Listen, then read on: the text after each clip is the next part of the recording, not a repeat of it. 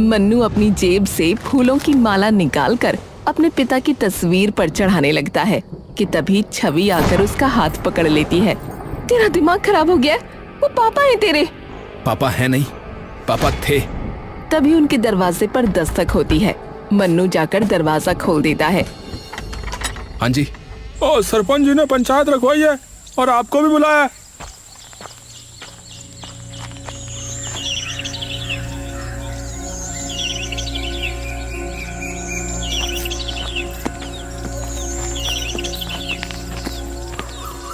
सरपंच जी, हमें बाहर मत निकालिए।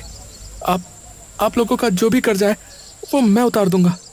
वो तो उतारना ही होगा, और अगर नहीं उतार सकते तो अभी के अभी गांव से बाहर निकल जाओ। और गांव में तभी कदम रखना जब तुम्हारे पास हमारा कर्जा उतारने के पैसे आ जाएं। ऐसा मत कीजिए, हम दोनों कहाँ जाएंगे? उसका मुझे नहीं पता।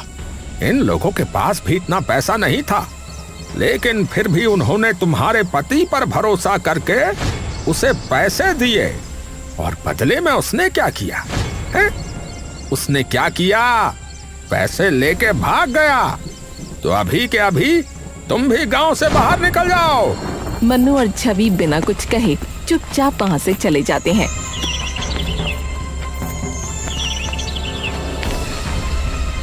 और घर जाकर अपना सारा सामान बांधकर अपना घर छोड़कर निकल जाते हैं।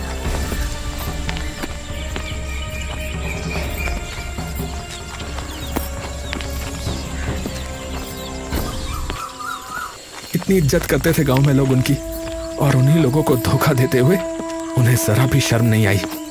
20 साल बिताए हैं मैंने उनके साथ, और मुझे पता है कि वो इस गांव के लोगों के साथ कभी ऐसा नहीं कर सकते, और उससे भी बड़ी बात, वो हमारे साथ कभी ऐसा नहीं कर सकते। अरे तो कहाँ है वो? कहाँ है वो? बताओ ना, जवाब दो ना माँ। छवि चुप हो जाती है। दोनों काफी देर तक यूं ही चलते जाते हैं। अब जाएंगे कहाँ? रात भी होने वाली है और भूख भी बहुत लगी है। एक काम करते हैं, जंगल जाकर कुछ खाने के लिए ढूंढते हैं। क्या पता वहाँ कुछ मिल जाए खाने को। सही कहा। छवि और मन्नू खाने की तलाश में चलते चलते जंगल की काफी गहराई में पहुंच जाते हैं, और देखते ही देखते अब दिन भी ढलने लगता है।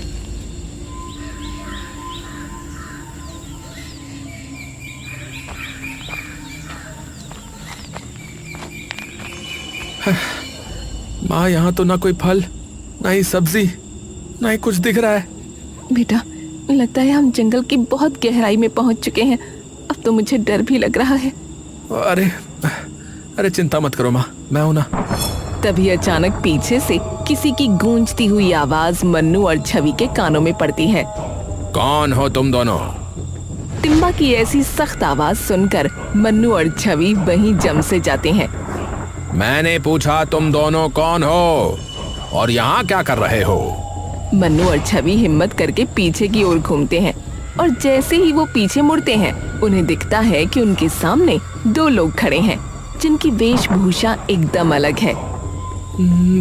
देखिए हम भूखे हैं, तो हम बस खाने की तलाश में यहाँ पहुँचे। तभी वो दोनों लोग एक दूसरे की ओर देखते हैं। अच्छा, आप लोग भूखे हो? जी, ये मेरी माँ है, और हम दोनों ने सुबह से कुछ नहीं खाया है। हम दोनों तो कब से जंगल में भटक रहे हैं, खाने की तलाश में।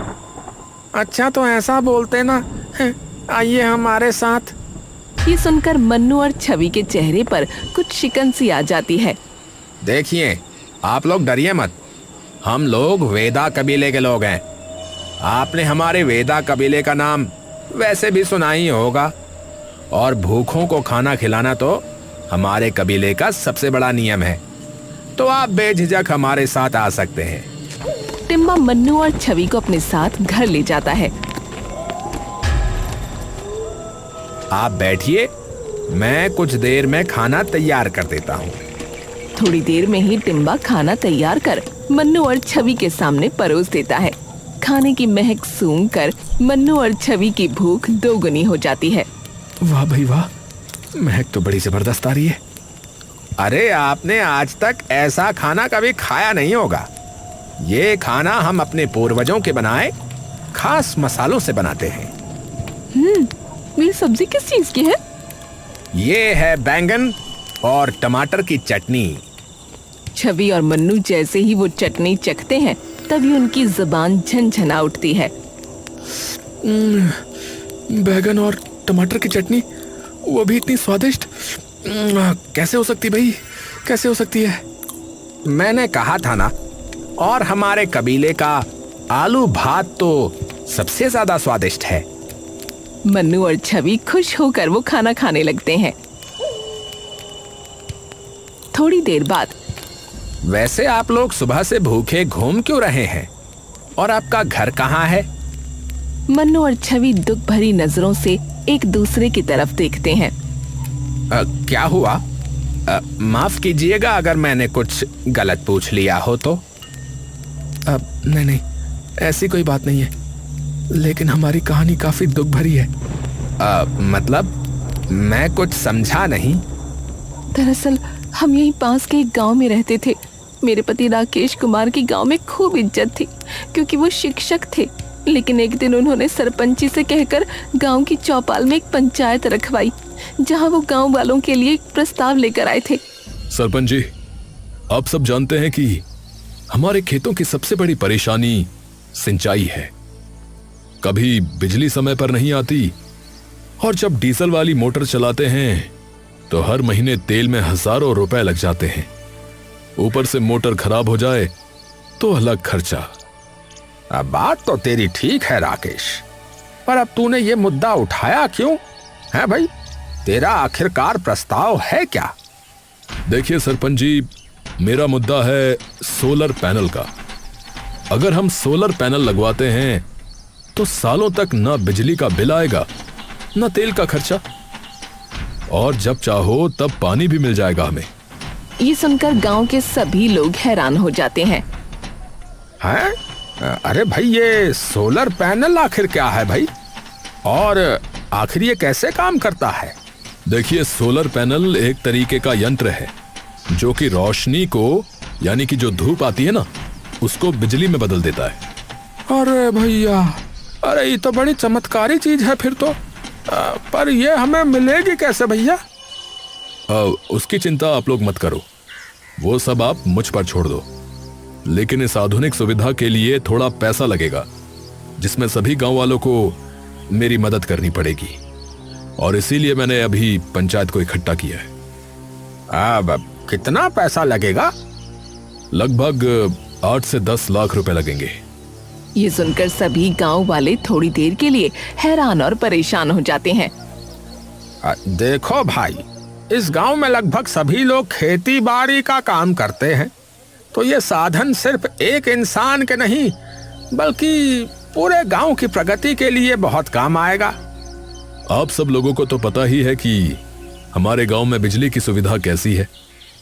24 घंटे में से मुश्किल से शायद 8 घंटे भी बिजली नहीं आती होगी। तो बताओ, ऐसी हालत में किसान अपने खेतों की सिंचाई कैसे करेंगे जब मोटर ही नहीं चलेगी? तो इसलिए ये सोलर पैनल सबके बहुत काम आएगा। मेरी जान पहचान में एक दोस्त है जो तुरंत इसका इंतजाम करवा देगा। सभी गांव वालों को उन पर भरोसा हो गया और उन्होंने मिलकर राकेश जी को 10 लाख रुपए दे दिए। पर किसी को भी ये भनक नहीं थी कि वो सारा पैसा लेकर भागने वाले हैं। क्या वो पैसे लेकर भाग गए? हाँ, गांव वालों को लगा कि 2-3 दिन में पापा वापस आ जाएंगे, लेकिन ना उन्हें पता था और ना हमें कि उन पैसों के आगे ना उन्हें अपनी बीवी दिखेगी और ना ही बेटा। और जब उनसे ना कोई संपर्क हो पाया, ना ही कोई बात हो पाई, तब गांव वालों ने ये सुनिश्चित कर लिया कि वो उनके पैसे लेकर भाग गए हैं, और सारा इल्जाम आकर मेरे और मेरे बेटे के सिर पर आ गिरा। सरपंच जी ने हमें गांव से बाहर निकाल दिया और बस फिर हम यहाँ पहुंचे खाने की तलाश में। हे भगवान, ये तो सच में बहुत बुरा हुआ। तो अब तुम लोग क्या करोगे? पता नहीं अब क्या करना है, लेकिन जब तक हम गांव वालों का कर्जा नहीं चुका देते तब तक हम गांव में वापस नहीं जा सकते। हमारी खोई हुई इज्जत मैं वापस आपको लौटा कर ही रहूंगा, ये मेरा वादा है आपसे। पर बेटा, हम इतना ज्यादा कर्जा कैसे उतारेंगे? तभी मन्नू का ध्यान उन बर्तनों पर जाता है जिनमें उन्होंने खाना खाया था, और एकदम से उसकी आंखों में एक अजीब सी उमंग आ जाती है। माँ, क्यों ना हम अपना एक ढाबा खोलें? ना हमारे पास कोई पैसा है न रहने के लिए कोई घर, हम कैसे कोई ढाबा खोल सकते हैं? अगर हम इसी खाने को लोगों तक पहुंचाएं तो सभी लोग भाग भाग कर ये खाना खाने आएंगे। और ढाबा ना सही, एक ठेला तो ले ही सकते हैं। गांव-गांव जाकर खिलाएंगे लोगों को, और वो भी मिट्टी के बर्तनों में। पर खाना तब तक ठंडा हो जाएगा। तो खाने को मिट्टी की हांडियों में रखना, और उन हांडियों को एक लकड़ी के डब्बे में रखना, और फिर उनको घास से ढक देना, और फिर देखना 6-7 घंटे तक खाना यूं ही गर्म रहेगा। तो क्या आप बना देंगे हमारे लिए इतना खाना रोज? हाँ हाँ, क्यों नहीं। आपका बहुत बहुत शुक्रिया, ये एहसान हम जिंदगी भर नहीं चुका सकेंगे। अरे ऐसी कोई बात नहीं है। प्रेम और सेवा भाव तो हमेशा से हम कबीले वालों का मूल धर्म रहा है, और हमें तो जो भी मिलता है प्रकृति से मिलता है। तो हमारा भी फर्ज बनता है कि जब ऊपर वाला हमें इतना कुछ दे रहा है तो हम भी क्यों ना लोगों की सहायता करें। पर हम ठेला कहां से लेकर आएंगे? अरे वो तो हम में से कोई भी बना देगा। ये सुनते ही मन्नू और छवि की आंखें चमक उठती हैं। सच में? हाँ भाई।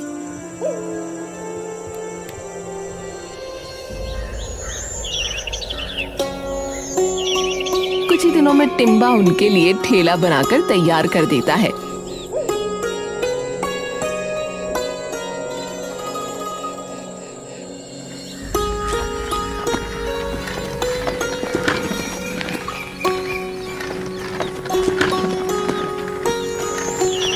कुछ दिन बाद बस लोग आ जाएं लेने। आ जाएंगे माँ, आप बिल्कुल चिंता मत करो। थोड़ी देर में दोनों गांव में पहुंच जाते हैं और काफी देर तक यूं ही अपनी रेड़ी लेकर इधर उधर घूमने लगते हैं।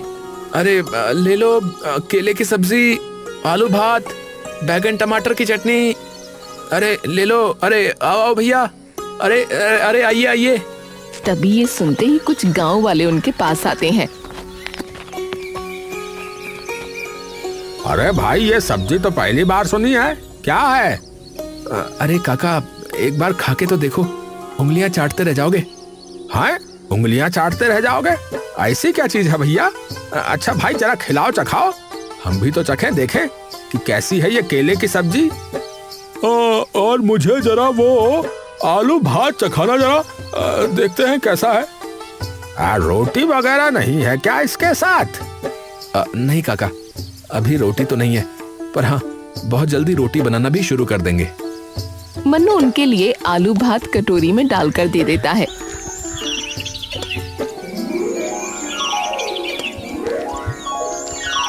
और जैसे ही वो लोग आलू भात चखते हैं तभी उनकी आंखें एकदम से बड़ी हो जाती हैं।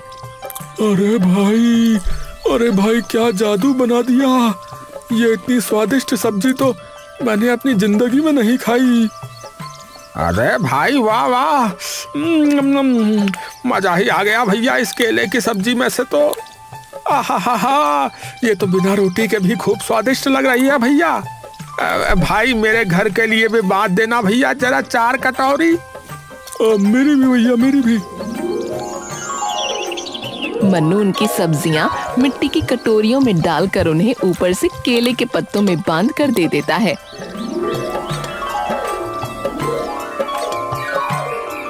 अरे वाह, तुम तो बिल्कुल सारी चीजें एकदम प्राकृतिक तरीके से देते हो। बिल्कुल काका। तो कैसा रहा पहला दिन? अब इतनी बिखरी तो नहीं हुई जितनी सोची थी, पर हाँ, आपके हाथों का बना खाना जिसने भी खाया वो उंगलियां चाटता रह गया।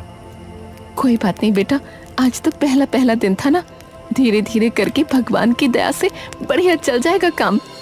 अगले दिन एक और बार फिर मन्नू और छवि अपना ठेला लेकर उसी गांव में पहुंचे। लेकिन अब की बार जैसे ही लोगों ने उनका ठेला देखा तो उनके आसपास काफी सारी भीड़ जमा हो गई। अरे भाई, हम तो तुम्हारा इंतजार कर रहे थे कब से, हैं कि आओगे। और भैया, जब से तुम्हारे हाथों की बनी सब्जी खाई है मैं तो भूल ही नहीं पाया भैया उसका स्वाद। तो भाई ऐसा है कि मेरे लिए तो भैया आलू भात की पूरी हांडी कर दो भैया। हाँ। अरे बहन जी, आपके हाथों में तो जादू लगता है। मैं तो कल अपने पति पर गुस्सा हो गई कि इतने से क्यों लाए, तो मेरी भी एक पूरी हांडी कर देना। हाँ। धन्यवाद बहन जी, पर मैंने ये नहीं बनाया, किसी और ने बनाया है। ये पेदा कबीले वालों का पुश्तैनी खाना है। अरे वाह! और देखते ही देखते यूं ही शाम होने से पहले पहले मन्नू और छवि के ठेले से सारा खाना खत्म हो जाता है।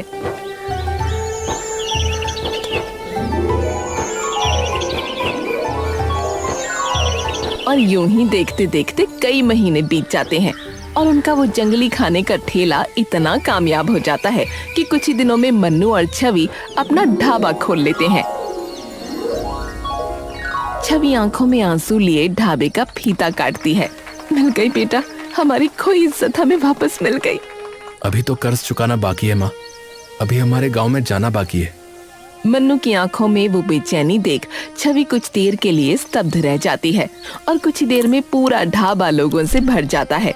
अब भाई, अब सुबह से शाम तक तुम्हारे ढाबे से भीड़ नहीं घटने वाली। हाँ तो अपना आलू भात केले की सब्जी ज्यादा ही बना के रखना भैया। हाँ अरे काका, और भी नई चीजें हैं अब तो। अरे भैया, मैं तो यही कह रहा हूँ कि वो जो कुछ भी बना रहे हो बनाना ठोक के भैया। कुछ महीने सब सही चल रहा होता है कि तभी एक दिन। अरे भाई, मेरा साला बता रहा था कि रोजापुर के लोगों का तो बुरा हाल हो गया है। ये सुनते ही मन्नू एकदम चौंक गया। क्या कहा आपने? रोजापुर? अरे वो तो मेरा गांव है। क्या हुआ उधर? अरे भाई, आपने सुना नहीं?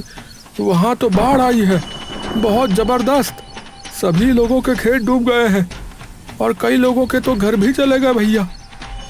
ये सुनते ही मन्नू एकदम से चौंक गया और तुरंत अपनी माँ के पास दौड़ता हुआ गया, जो रसोई में टिम्बा के साथ खाना बना रही थी, और उन्हें सारी बात बताई।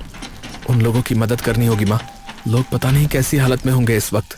पर हम क्यों जाएं?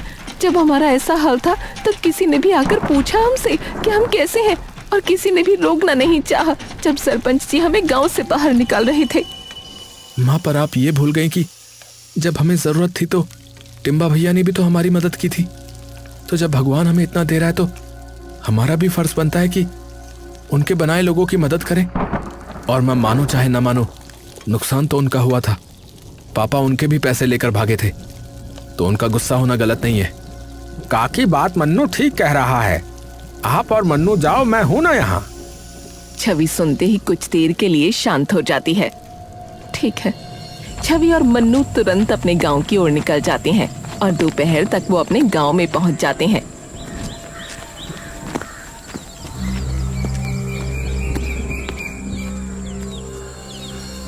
और जैसे ही वो दोनों वहां पहुंचकर अपने गांव का हाल देखते हैं तो दोनों कुछ देर के लिए एकदम स्तब्ध रह जाते हैं।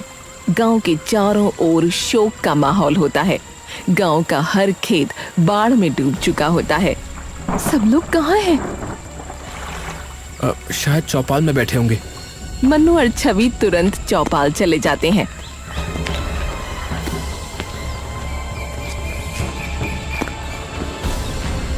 और जाकर देखते हैं पूरा गांव चौपाल पर इकट्ठा हो रखा है। उन दोनों को देखते ही सरपंच का खून खौल उठता है। तुम दोनों क्यों आए हो यहाँ? देखिए, मैं जानता हूँ कि आप सभी लोग हम सबसे गुस्सा हैं, क्योंकि मेरे पापा ने आप सभी लोगों के साथ विश्वासघात किया है। लेकिन यकीन मानिए, उन्होंने आपके साथ नहीं, हमारे साथ भी उतना ही बड़ा विश्वासघात किया है। तो इसलिए मैं आप लोगों से हाथ जोड़कर विनती करता हूँ कि कृपया हमें आप लोगों की मदद करने दीजिए। अरे क्या मदद करोगे तुम? गांव में खाने को दाना तक नहीं बचा है। रोज ये सोचना पड़ता है कि आज के खाने का इंतजाम कैसे होगा। रोज लगता है कि आज खाना मिलेगा या नहीं। चिंता मत कीजिए, आप हमारे साथ आइए, आप सभी लोग। अरे भाई, लेकिन कहाँ? आप सब लोगों को अपने आप पता लग जाएगा। मन्नू गांव के सभी लोगों को लेकर अपने ढाबे पर चला जाता है और सब लोगों को बिठाकर बिना एक पैसा लिए खाना खिलाने लगता है। गांव के सब लोग वो खाना खाते ही दंग रह जाते हैं। अरे भाई, तुम्हारे हलवाई ने खाना बहुत ही स्वादिष्ट बनाया है। मन्नू मुस्कुराकर टिम्बा की ओर देखता है। धन्यवाद आपका, आप सभी लोगों का बहुत बहुत धन्यवाद। और जब तक आप लोगों के खेतों से पानी नहीं उतर जाता, तब तक आप लोगों को खाने पीने की बिल्कुल चिंता करने की जरूरत नहीं है। और जिसके पास रहने के लिए घर नहीं है वो यहाँ आकर रह सकते हैं। ये सुनते ही सरपंच चुपचाप मन्नू और छवि की ओर देखते हैं। 2 महीने बाद सारा पानी उतर जाता है और सब किसान वापस से अपने अपने खेतों में खेती करना शुरू कर देते हैं। लेकिन वहीं दूसरी ओर मन्नू और छवि का ढाबा अब बिल्कुल बंद होने की कगार पर होता है। अब तो खाने का सामान लाने के जरा भी पैसे नहीं रहे। 2 महीना लोगों को मुफ्त में खाना खिलाते खिलाते हमारे पास कुछ नहीं बचा। कोई बात नहीं माँ, हम फिर से रेडी पर आ जाएंगे और फिर से खूब सारी मेहनत करके अपना ढाबा खड़ा कर लेंगे। पर टिम्बा भैया माफ करना, हमने आपको यूं ही अपने साथ इस दुविधा में फंसा दिया। अरे मैंने क्या कहा था कि सेवा धर्म ही सबसे बड़ा धर्म है, हम वेदाओं का। तभी एक पुलिस जीप आकर रुकती है। उसमें से एक इंस्पेक्टर उतरता है और उनके पास आता है।